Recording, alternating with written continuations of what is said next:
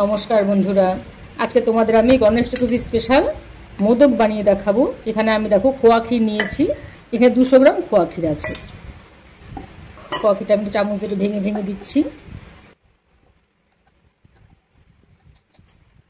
200 গ্রাম খোয়া ক্ষীরের সাথে আমি এখানে প্রায় 100 গ্রামের মতো চিনি নিয়ে নিলাম। এখানে আমি ছোটো কাপ দিয়ে 1 কাপ চিনি নিয়েছি। মেজারিং কাপের থেকে একদম বড় থেকে তারপরেরটা যে কাপটা আছে সেই কাপ দিয়ে আমি চিনি নিয়ে নিলাম 1 কাপ। নারকেল কোড়াও এখানে আমি 1 কাপ নিয়ে নিলাম। নারকেল কোড়াটা অবশ্যই দিতে হবে। আর 1 কাপ এখানে আমি দিয়ে দিচ্ছি মিল্ক পাউডার। আমি একটু মিক্সিতে ভালো করে একদম খুব আস্তে আস্তে করে পেস্ট করে নিতে হবে। আমি একদম একটু পেস্ট করে নিয়ে আসলাম। এতে করে নারকেলটা একটু ভালো করে মিহি হয়ে যাবে, নারকেল দানা ভাবটা থাকবে না।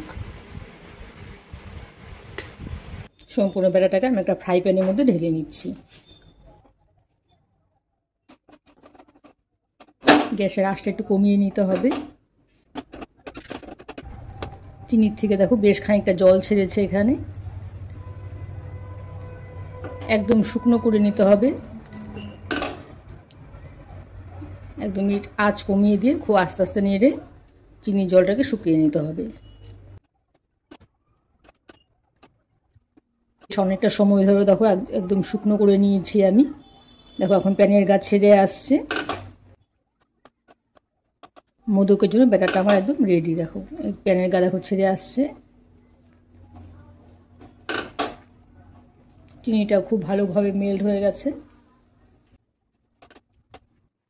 একটা স্টিলের থালা আমি এক পাশে একটু ঘি মাখিয়ে নিয়েছি। এর মধ্যে আমি ব্যাটারটাকে ঢেলে নিচ্ছি।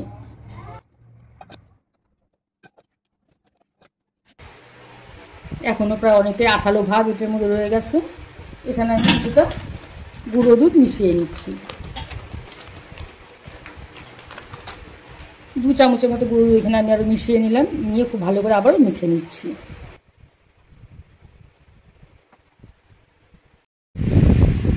এখন দেখো প্রায় অনেকটাই শক্ত হয়ে এসেছে। একই সাইজের আমি কিছু ছোটো ছোটো করে নারকেল দেখো নারকেল টুকরো হয়ে গেছে। ছোটো ছোটো সাইজের আমি অল্প অল্প করে গুলি করে নিচ্ছি। গুলিগুলো একই সাইজের করতে হবে।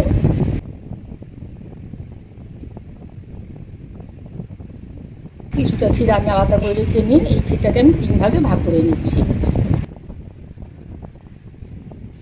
এই আলাদা আলাদা ক্ষীরের মধ্যে আমি আলাদা আলাদা করে ফুড কালার মিশিয়ে নিচ্ছি। প্রথমে আমি রেড ফুড কালারটা মিশিয়ে নিলাম।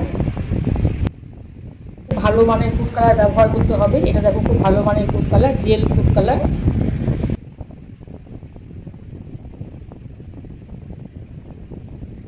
এটা দিয়েও আমি ছোটো ছোটো করে বল তৈরি করে নিচ্ছি।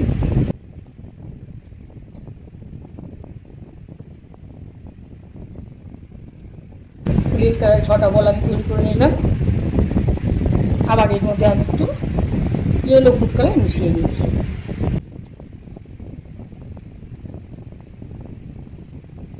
এটা দিয়েও আমি ছোটো ছোটো করে বল তৈরি করে নিচ্ছি।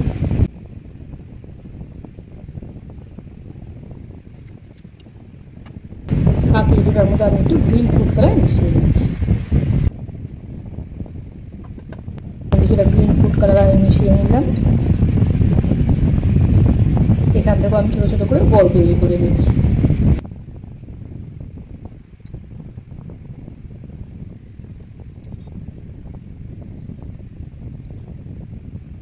এখানেও আমি 6টা গ্রিন কালারের বানিয়ে নিলাম বল।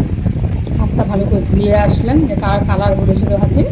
এখান থেকে আমি একদম ছোটো সাইজে একটু বল করে নিচ্ছি। মোদকের ভিতরে স্ট্রবেরিটা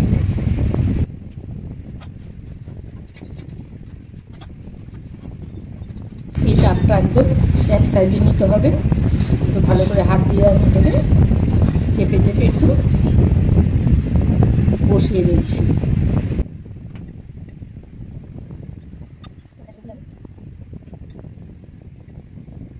এই কাজটা একটু সাবধানেই করতে হবে। মোদক অনেক রকমভাবেই করা যায়। ভাতের ওপর উঠিয়ে নিলাম।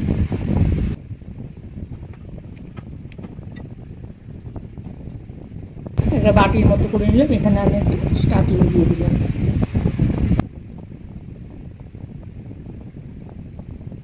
মোল্ড ছাড়াই কী করে মোদক বানানো যায় এটা আমি তোমাদের বানিয়ে দেখালাম।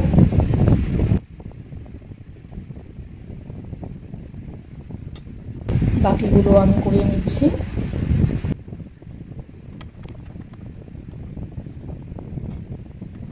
তার সাহায্যে একদম ভালো করে বসিয়ে নিতে হবে।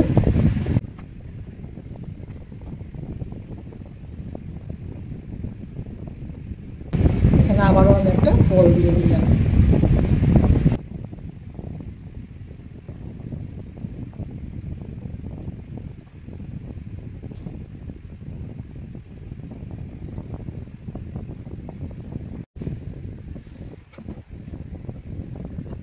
তৈরি করার সময় আবারও হাতের সাহায্যে একটুখানি গোল করে নিতে হবে।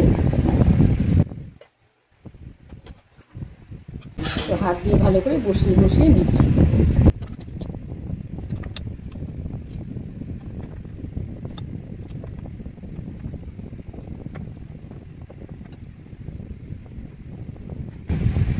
এরপর একটা স্টাফিং ভরে নিলাম, ভরে নিয়ে আবার ভালো করে চেপে চেপে একদম বাটির মতো করে নিচ্ছি।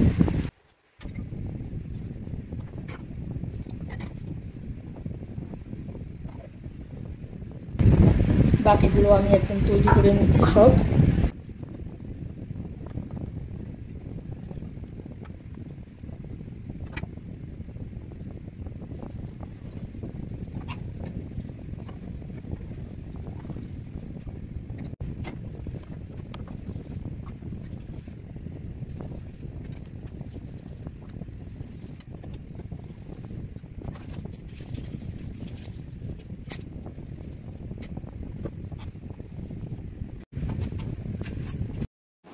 মোল্ড ছাড়াই তোমাদের মোদক বানিয়ে আমি দেখালাম।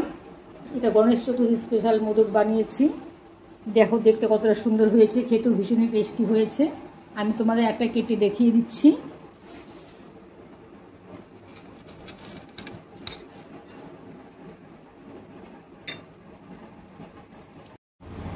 আমার এই মোদক রেসিপি তোমাদের কেমন লাগলো জানাবে। আমার চ্যানেলটিকে সাবস্ক্রাইব করে দিও আর লাইক কমেন্টে ভুলো না। ঠিক আছে বন্ধুরা, আজকের মতো এখানেই রাখছি। টাটা।